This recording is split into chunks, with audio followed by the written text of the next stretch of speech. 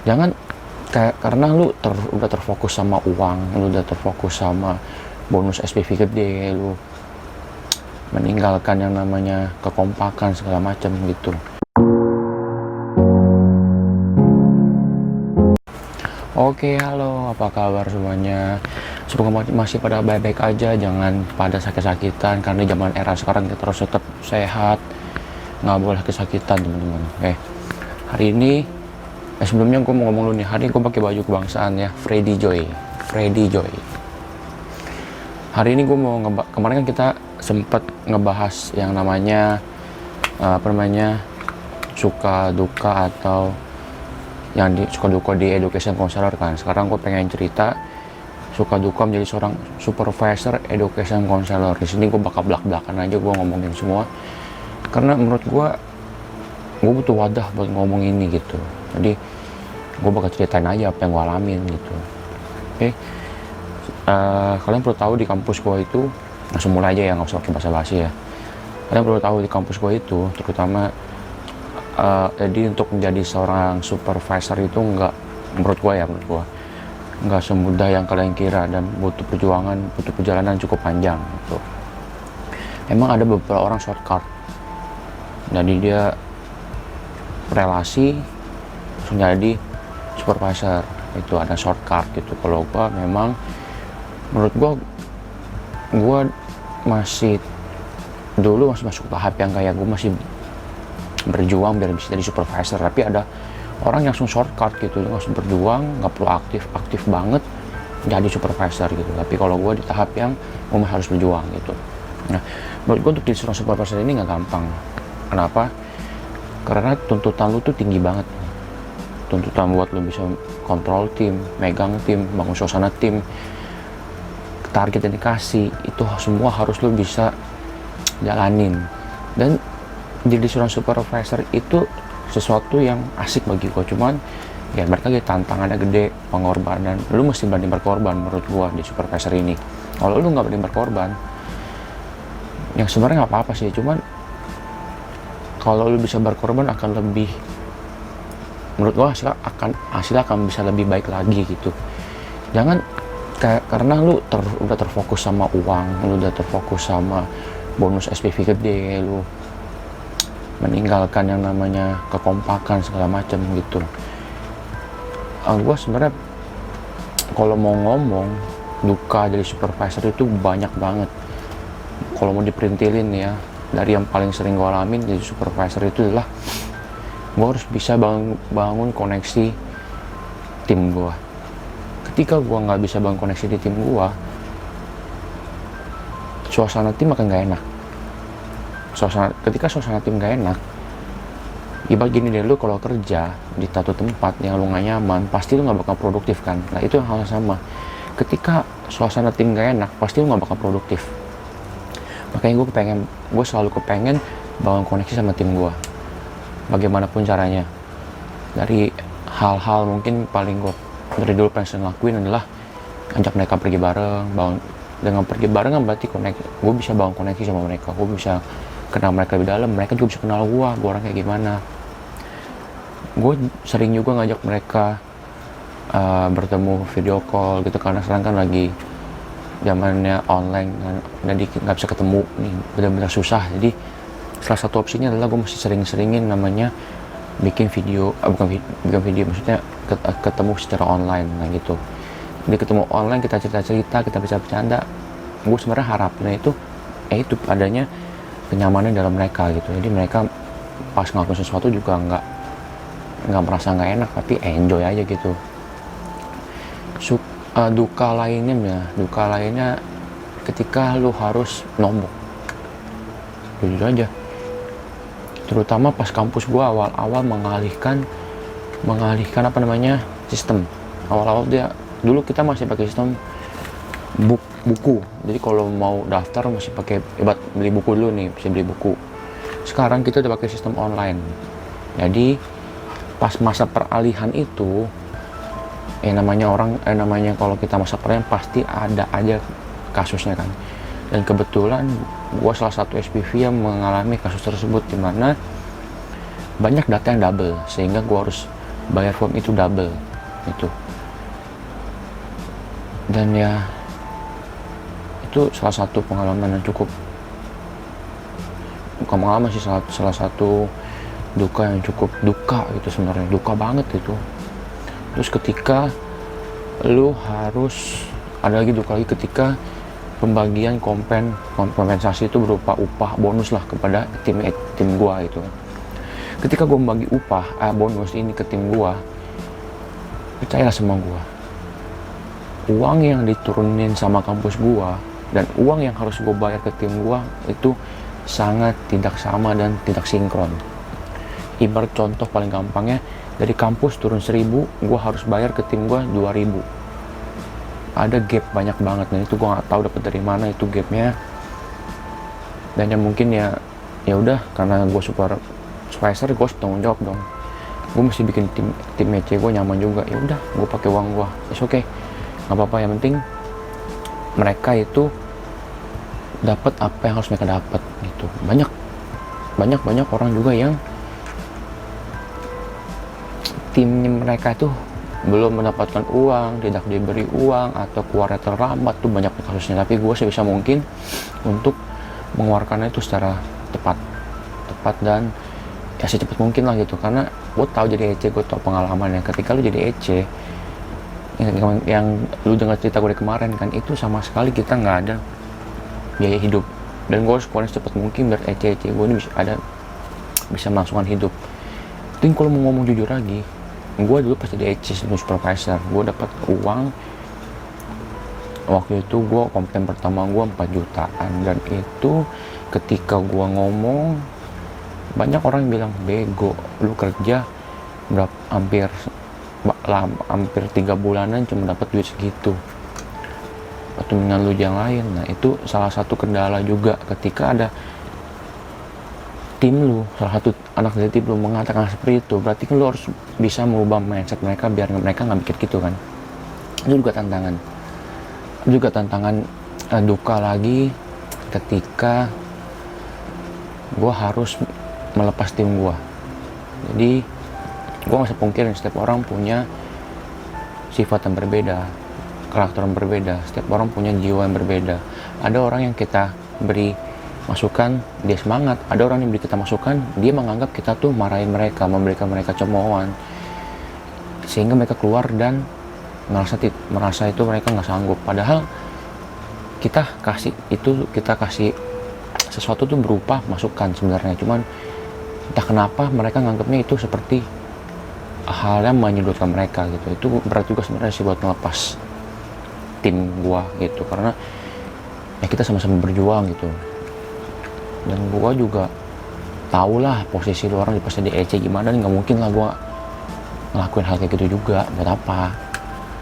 Ya gua juga pasti pengen lah tim gua tuh senyaman mungkin, gua bisa mengambil mereka seenak mungkin biar mereka nyaman gitu. Biar mereka nyaman, kompen mereka gede juga. Ya gua nggak usah nutupin kalau kompen mereka gede, gua punya bonus tersendiri juga. Cuman kan gua lebih diutamakan mereka punya kompen gede.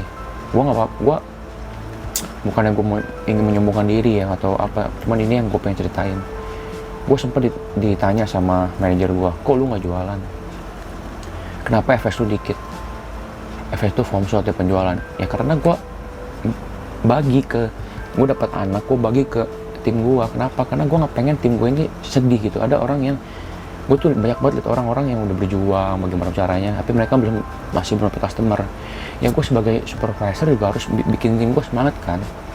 Ya gue kasih mereka anak. Di satu sisi gue dipertanyakan sama manajer gue, kenapa supervisor jualannya sedikit, nggak sebanyak tim education, tim gue sendiri gitu. Itu dukanya juga. Ya ada beberapa orang yang bisa menerima alasan gue, ada beberapa orang bilang yang nggak bisa nerima. Ya padahal niat gue emang, gue pengen banget tim gue ini mereka tuh apa yang mereka kerjain tuh dapat hasilnya, mereka nggak sedih gitu. Ya cuman banyak pandangan yang berbeda, cuman yang apa-apa lah.